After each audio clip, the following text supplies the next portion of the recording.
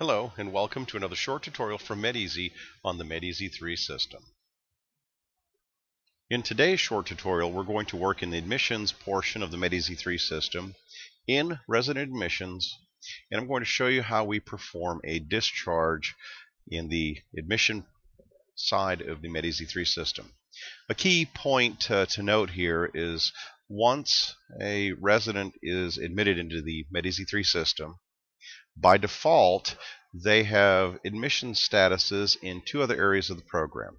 They have an admission status in the clinical area of the program, which enables that person to show up in the list of available residents to perform MDS assessments on. And then also that person shows up with an admission status in the receivables area of the MedEasy 3 system for billing, for doing claims, those type of things. One of the key things about the discharge process in the MedEasy 3 system is there are three different types of discharges. The discharge that we're concentrating on here is going to deal with a resident that is going out of the building. Perhaps they've gotten sick, or maybe they're taking a leave of absence. They are just simply are being discharged for whatever reason. I'm going to show you how quick and easy that process is. It's as simple as actually finding the resident that is on your list, and if their admission status is pending and not registered, you will not be able to discharge them from admissions. Their status needs to be registered in order to be discharged. There's a subsequent video called registration that will go over how someone at the business office manager's level in the hierarchy of your organization can take and change the status of the resident from pending to registered with full explanations of why that's there, etc.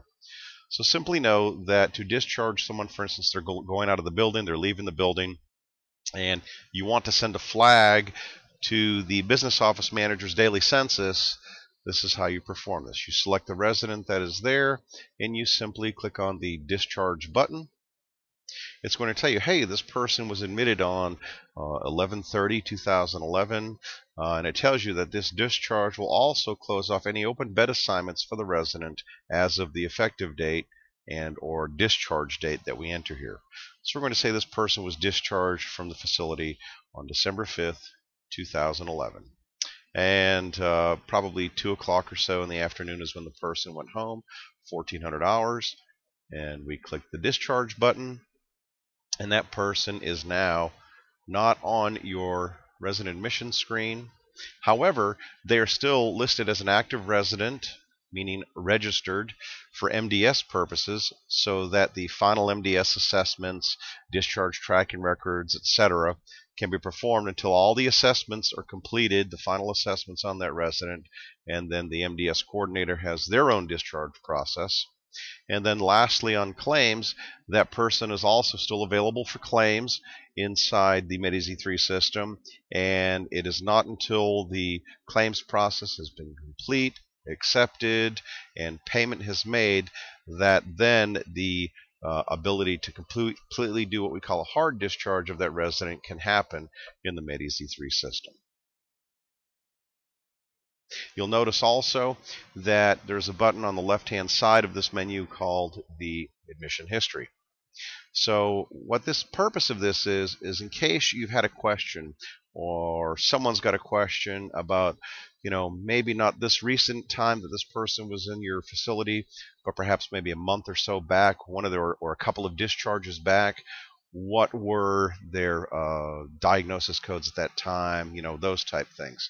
You click on the admission history section of the application, and you can search any of the people that are here.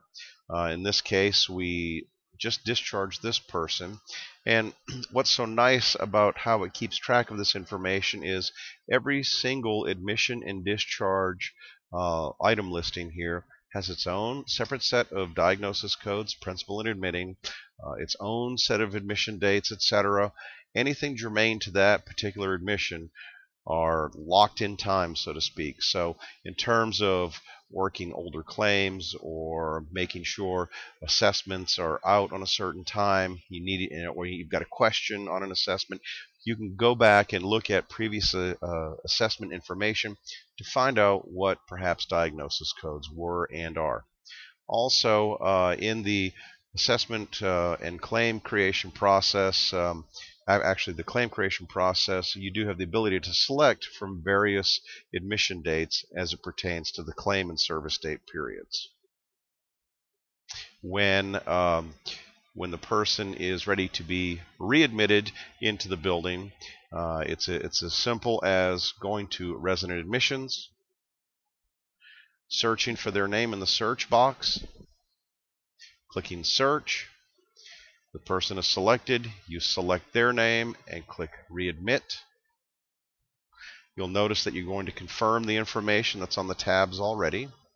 And we have the date of the current day of the admission.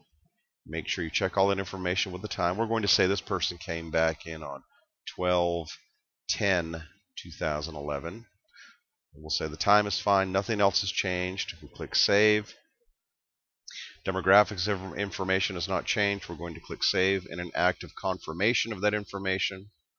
The same with financial and each and every tab as we round out the readmission of the discharge that happened several days ago in this case.